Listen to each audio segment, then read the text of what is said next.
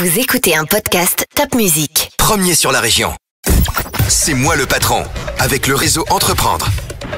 Chers amis des podcasts, c'est moi le patron, un nouveau podcast aujourd'hui produit par Top Music et Réseau Entreprendre Alsace. Ce matin, j'ai le grand plaisir de recevoir Thomas. Bonjour Thomas. Bonjour Alain.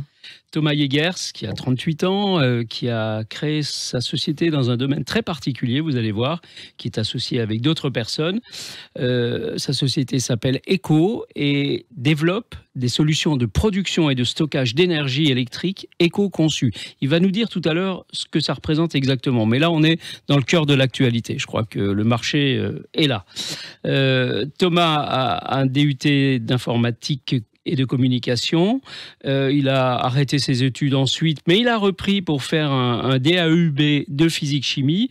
En cours du soir, il a été manager dans la grande distribution, chez Cora, chez Lidl, on peut les citer. Il était chef de projet aussi R&D, recherche et développement à l'INSA. Bref, c'est un homme complet qui a créé sa société. Alors, qu'est-ce que c'est ECO, Thomas ? Alors ECO est une société qui a pour but de créer des solutions de stockage et de production d'énergie électrique. En gros, on fabrique une nouvelle type de pile électrique éco-conçue à base de matériaux non toxiques et facilement recyclables. Alors, une pile électrique, pour le commun des mortels et donc pour moi, c'est quelque chose qu'on met dans son transistor ou dans sa télécommande de télé. C'est ça dont on parle ? C'est ça l'idée, oui. Le but, c'est de faire fonctionner des petits appareils électroniques comme des capteurs sans fil, des détecteurs. Alors, je prends l'exemple souvent du détecteur de fumée qui fonctionne souvent sur pile pour des raisons pratiques. Et typiquement, il est en veille quasiment constamment, sauf quand on en a besoin, bien sûr. Mais c'est à ce moment-là que la pile ECO est vraiment très utile, puisque à très faible consommation. Et lors d'envoi de données, quand on envoie de la donnée ponctuellement avec des capteurs isolés, par exemple dans la nature, la pile ECO va pouvoir garantir une grande capacité, une grande autonomie à ces appareils. Davantage que les piles classiques, on ne citera pas de nom, mais le lapin qui bouge. Au moins aussi bien, mais avec l'avantage d'utiliser des matériaux qui sont non toxiques et sécuritaires. Un des risques quand on utilise des piles lithium, c'est que dans la nature, déjà, elles ne sont pas retirées pour être recyclées. Et puis, il y a les risques d'inflammation, etc. Donc, d'accord. Donc, j'en conclus que le marché est immense. Il est juste énorme. Hein. Exactement. Tous les objets, petits objets connectés qui envoient de la donnée, de la data. Oui. Et quand vous dites que c'est éco-produit, comment ça fonctionne alors ? Alors, on a une technologie qui est brevetée depuis plusieurs années, maintenant au niveau européen, à base de matériaux comme de l'argile. Donc, on utilise un des matériaux utilisés, c'est de l'argile et des matériaux carbonés. Donc, le tout mis ensemble et avec pas mal d'années d'R&D maintenant, on arrive à produire de l'énergie. Alors, c'est limité aujourd'hui à des appareils de faible puissance, mais on a pour objectif sur la partie. Alors, je distingue la partie pile et accumulateur, où on pourra l'utiliser plus comme une pile rechargeable, par exemple. Et là, on peut gagner éventuellement légèrement en puissance et faire fonctionner d'autres appareils. Vos clients, c'est qui ? C'est les fabricants de ces objets connectés ? Oui, tout à fait. C'est des fabricants d'objets connectés. C'est des gros, quand même. C'est souvent des gros, oui. Alors, c'est ceux qu'on vise.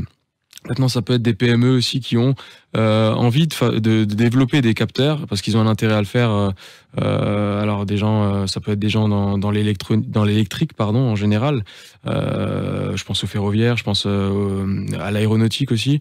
Mais bon, on a des pistes aussi bien dans la partie domotique de ce qui concerne la maison ou le ferroviaire. Donc vous voyez, c'est assez large et comme vous l'avez dit, le marché est vaste, mais on vise vraiment des niches et ce qui va nous décider.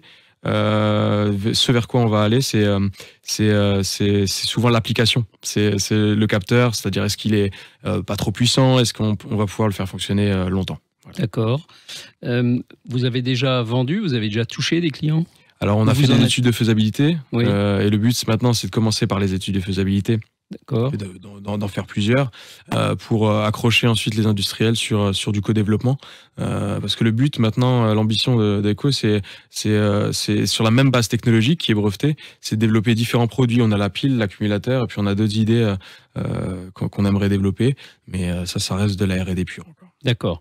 Vous êtes nombreux dans cette société? Alors, j'ai un associé qui s'appelle Sylvain Balandras, qui est dirigeant de la société Frequensis et ancien directeur de recherche au CNRS, et qui est associé à Visée depuis début d'année.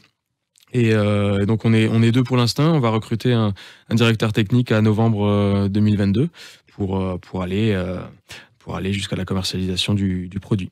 D'accord, parce que effectivement, quand on veut toucher des gros, il faut être un bon commercial, je pense. Hein. Oui, alors. Mais peut-être que la seule démonstration suffit à les convaincre. C'est ce qui va forcément faire la différence. L'étude de faisabilité bien réalisée et en accord avec leurs besoins.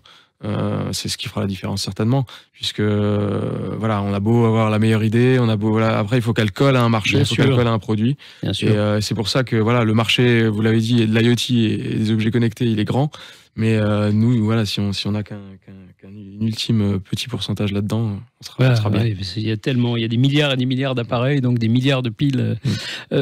Dernière question, Réseau Entreprendre, pourquoi? Alors, je suis accompagné par d'autres incubateurs, mais Réseau Entreprendre, c'est la force du réseau. Alors, c'est Sylvain Balandras aussi qui m'en avait parlé. Le but, c'est d'être mentoré et challengé aussi sur des aspects, notamment l'industrialisation. C'est un gros sujet chez moi, et ceux qui m'accompagnent ne sont pas forcément portés là-dessus directement. Donc c'est vrai que là, je suis en contact avec un chef d'entreprise qui a une expérience de l'industrie, qui a une expérience des levées de fonds, parce que c'est un sujet, les partenaires financiers aussi, pour se lancer. Il faut du cash. Donc, surtout au début dans la R&D encore, jusqu'à vendre un produit. Et voilà, donc pour tout ça, Réseau Entreprendre, c'est un bon choix. Eh bien, bravo Thomas, en tout cas, pour ce que vous faites. C'est impressionnant pour un profane comme moi. Donc, moi, je recommande à tous les fabricants d'objets connectés, à tous, qu'ils soient aux États-Unis, en France ou partout dans le monde, de rencontrer Echo. Alors, ça s'écrit comme dans Ex-Echo. Et de les rencontrer, parce que je crois que c'est vraiment une solution d'avenir. Bravo Thomas, et merci. Merci.